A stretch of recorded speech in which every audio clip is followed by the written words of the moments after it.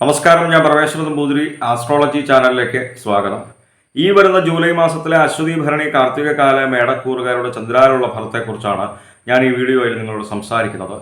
ജ്യോതിഷത്തെ ബഹുമാനിക്കുന്നവർക്കും വിശ്വസിക്കുന്നവർക്കും വേണ്ടി മാത്രമായാണ് ഞാൻ ഈ വീഡിയോ ചെയ്യുന്നത് എന്നതിനാൽ ജ്യോതിഷത്തിൽ വിശ്വാസമില്ലാത്തവർ ദയവ് ചെയ്ത് ഈ വീഡിയോ കാണരുത് എന്നാണ് എൻ്റെ വിനീതമായിട്ടുള്ള അപേക്ഷ. അപ്പോൾ അശ്വതി ഭരണി കാർത്തിക കാല മേടക്കൂറുകാർക്ക് ഈ വരുന്ന ജൂലൈ മാസം 16-ാം തീയതി വരെ സൂര്യൻ 3-ൽ നിൽക്കുന്നത് നല്ല ഫലത്തെയാണ് സൂചിപ്പിക്കുന്നത്. നമ്മളെല്ലാവർക്കും ഇഷ്ടപ്പെട്ടതായിട്ടുള്ള ഫലമാണ്, നമ്മളെല്ലാവരും ആഗ്രഹിക്കുന്നതായിട്ടുള്ള ഫലമാണ്. ശത്രുപരമായിട്ടുള്ള ഒരു ഉപദ്രവങ്ങളും നമ്മളിലേക്ക് വന്നു ചേരാത്ത കാലയളവ്, ശത്രുനാശത്തെ സൂചിപ്പിക്കുന്നു. അതേപോലെ തന്നെ നല്ല രീതിയിൽ തന്നെ ആരോഗ്യം വന്നു ചേരുക. ആരോഗ്യം ഉണ്ടാവുക എന്ന് പറയുന്നത് തന്നെ രോഗങ്ങളില്ലാത്ത അവസ്ഥയാണല്ലോ. നല്ല രീതിയിൽ തന്നെ ഐശ്വര്യം വന്നു ചേരുക. നമ്മൾ അനുഭവിച്ചു കൊണ്ടിരിക്കുന്നതായിട്ടുള്ള വ്യാധികളിൽ നിന്നും ദുഃഖങ്ങളിൽ നിന്നും ദുരിതങ്ങളിൽ നിന്നുമൊക്കെ മോചനം വന്നു ചേരുന്ന ഒരു നല്ല ഫലത്തെയാണ് 16-ാം തീയതി വരെ സൂര്യൻ 3-ൽ നിൽക്കുമ്പോൾ സൂചിപ്പിക്കുന്നത്.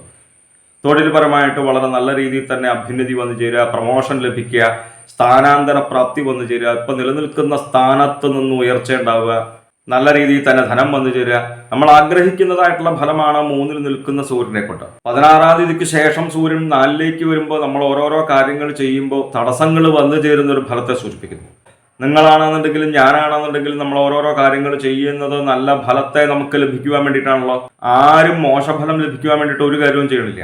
തടസ്സങ്ങൾ വരാനായിട്ട് നമ്മൾ ആരും ആഗ്രഹിക്കുന്നുമില്ല, അല്ലേ?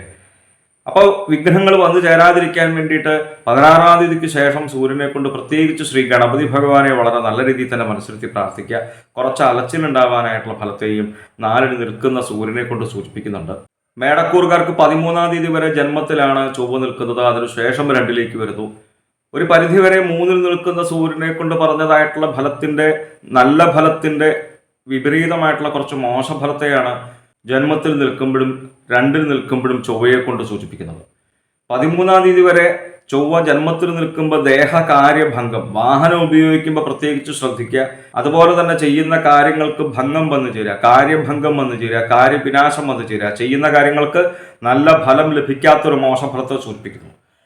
അപ്പോൾ ജന്മത്തിൽ നിൽക്കുമ്പോഴും 2-ൽ നിൽക്കുമ്പോഴും ചൊവ്വയെ കൊണ്ടുള്ള മോശഫലത്തെ ഇല്ലാതാക്കാൻ വേണ്ടിയിട്ട് പ്രത്യേകിച്ച് ശ്രീ ഭദ്രകാളി ഭഗവതിയെ വളരെ നല്ല രീതിയിൽ തന്നെ മനസ്സിരുത്തി പ്രാർത്ഥിക്കുക. നമ്മൾ കുടുംബത്തിൽ നിന്ന് നാമം ജപിക്കുമ്പോൾ കാളി കാളി മഹാകാളി ഭദ്രകാളി നമോസ്തുതേ കുലം ച കുലധർമ്മം ച മാംച പാലയ പാലയ ഈ സ്തോത്രമൊക്കെ ജപിച്ചു കഴിഞ്ഞാൽ വളരെ നന്നായി. 13-ാം തീയതിക്ക് ശേഷം 2-ലേക്ക് വരുമ്പോൾ ചോരഭയം, ധനപരമായിട്ടുള്ള കാര്യങ്ങൾ ചിന്തിക്കുന്ന 2-ാം ഭാവത്തിൽ ചൊവ്വ നിന്നു കഴിഞ്ഞു കഴിഞ്ഞാൽ നമ്മളുടെ ധനം മോഷ്ടിച്ചു കൊണ്ടുപോകുവാനായിട്ടുള്ള ഫലത്തെ സൂചിപ്പിക്കുന്നുണ്ട്. അപ്പോൾ ഇതൊന്ന് പ്രത്യേകിച്ച് ശ്രദ്ധിക്കുക. അഗ്നി സംബന്ധമായിട്ടുള്ള പ്രവൃത്തികൾ ചെയ്യുമ്പോൾ പ്രത്യേകിച്ച് ശ്രദ്ധിക്കുക. ശത്രുക്കൾ നിമിത്തം തന്നെ ദുഃഖങ്ങൾ വന്നു ചേരുന്ന ഒരു ഫലത്തെ സൂചിപ്പിക്കുന്നു. മനോവിചാര വ്യാധികൾ വന്നു ചേരുക, വെറുതെ ആലോചിച്ച് മനസ്സ് വിഷമിക്കുക. അപ്പൊ ജന്മത്തിൽ നിൽക്കുമ്പോഴും 2-ൽ നിൽക്കുമ്പോഴും ചൊവ്വയെ കൊണ്ട് അത്ര നല്ല ഫലത്തെ അല്ലല്ലോ സൂചിപ്പിച്ചത്. അതുകൊണ്ട് തന്നെ നമുക്ക് അറിയാവുന്നതായിട്ടുള്ള ഭദ്രകാളി സ്തോത്രങ്ങൾ ജപിച്ചു കഴിഞ്ഞാൽ ഈ മോശഫലങ്ങളെ നമുക്ക് ഒരു പരിധിവരെ കുറയ്ക്കുവാനായിട്ട് സാധിക്കുമെന്ന് മനസ്സിലാക്കുക. 20-ാം തീയതി വരെ ബുധൻ 4-ൽ നിൽക്കുമ്പോൾ നല്ല ഫലത്തെയാണ് കേട്ടോ സൂചിപ്പിക്കുന്നത്. ബന്ധു കുടുംബ അഭിവൃദ്ധി വന്നു ചേരുക, ധനലാഭം വന്നു ചേരുക. ഓരോ ഗ്രഹങ്ങൾ ഓരോരോ സ്ഥാനത്ത് നിൽക്കുമ്പോൾ വ്യത്യസ്തങ്ങളായിട്ടുള്ള ഫലങ്ങളാണ്, പരസ്പര വൈരുദ്ധ്യങ്ങളായിട്ടുള്ള ഫലങ്ങളാണ് ജ്യോതിഷത്തിൽ ഉടനീളം കാണുവാൻ സാധിക്കുമെന്ന് ജ്യോതിഷത്തെ പൊതുവെ വീക്ഷിക്കുന്നവർക്കറിയാം. എന്തായാലും 4-ൽ നിൽക്കുന്ന ബുധനെ കൊണ്ട് നല്ല ഫലത്തെ സൂചിപ്പിക്കുന്നു. പക്ഷേ 20-ാം തീയതിക്ക് ശേഷം 5-ലേക്ക് ബുധൻ വരുമ്പോൾ കുടുംബത്ത് കലഹം ഉണ്ടാവാനായിട്ടുള്ള മോശഫലത്തെയാണ് സൂചിപ്പിക്കുന്നത്. ഭാര്യ ഭർത്തൃ കലഹം ഉണ്ടാവുക, പുത്ര കലഹം ഉണ്ടാവുക. കലഹം ഉണ്ടാവുന്നത് നിങ്ങൾക്കും എനിക്കും ആർക്കും ഇഷ്ടമുള്ള കാര്യമല്ലല്ലോ. കലഹം വന്നു ചേരുന്നത് തന്നെ നമ്മളുടെ വാക്കുകൾ നിമിത്തമാണ് എന്ന് മനസ്സിലാക്കി വളരെ നല്ല വാക്കുകൾ സംസാരിക്കുവാനായിട്ട് ശ്രമിക്കുക. അനാവശ്യമായിട്ടുള്ള തർക്കങ്ങളിൽ ഏർപ്പെടാതിരിക്കുക.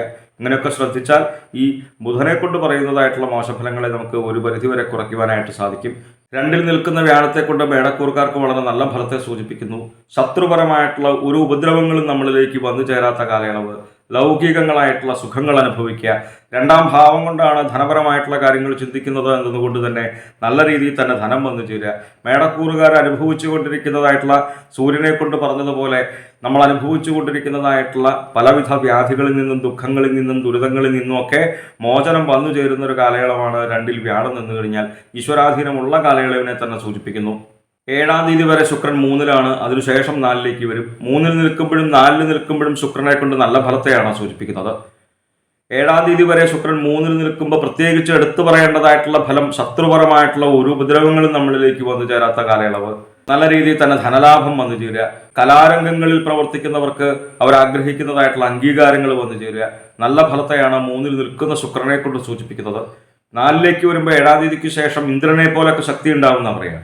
ഇന്ദ്രന്റെ അത്രയൊന്നും ശക്തി നിങ്ങൾക്കും എനിക്കും ആർക്കും ഉണ്ടാവില്ല എന്ന് നമുക്ക് തന്നെ അറിയാലോ. എന്തായാലും നമ്മളുടെ ആയുസ്സും ഓജസ്സും തേജസ്സും കൂടും. നല്ല രീതിയിൽ തന്നെ കുടുംബ സുഖം അനുഭവിക്കാനായിട്ടുള്ള യോഗത്തെ സൂചിപ്പിക്കുന്നു.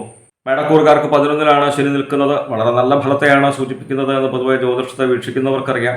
നമ്മളുടെ പ്രതാപത്തിന് ആധിക്യം ഉണ്ടാവുക, ആയുസ്സും ഓജസ്സും തേജസ്സും കൂടുക, നല്ല രീതിയിൽ തന്നെ ധനം വന്നു ചേരുക, ലൗകികങ്ങളായിട്ടുള്ള സുഖങ്ങൾ അനുഭവിക്കുക.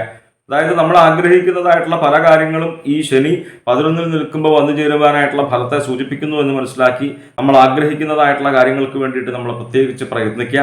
എന്തായാലും മേടക്കൂറുകാരുടെ ഗ്രഹപ്പിഴാദോഷ പരിഹാരങ്ങൾക്ക് വേണ്ടിയിട്ട് നമ്മൾ ചെയ്യുന്നതായിട്ടുള്ള നാമജപാദികളും ക്ഷേത്രദർശനാദികളും പുണ്യമായിട്ടുള്ള കർമ്മങ്ങളും തുടരുക. നമ്മളറിയാതെ തന്നെ നമ്മളിലേക്ക് വന്നു ചേരുന്നതായിട്ടുള്ള ദുഃഖങ്ങളെയും ദുരിതങ്ങളെയും നമ്മളുടെ നാമജപത്തിലൂടെ, ഈശ്വര സേവയിലൂടെ, പുണ്യമായിട്ടുള്ള കർമ്മങ്ങളിലൂടെ നമുക്ക് തന്നെ മറികടക്കുവാനായിട്ട് സാധിക്കും എന്ന് മനസ്സിലാക്കുക. ജ്യോതിഷ സംബന്ധമായ സംശയ നിവാരണങ്ങൾക്കായി നിങ്ങൾക്ക് എന്നെ 628 220 18 72 എന്ന നമ്പറിൽ വിളിക്കാം.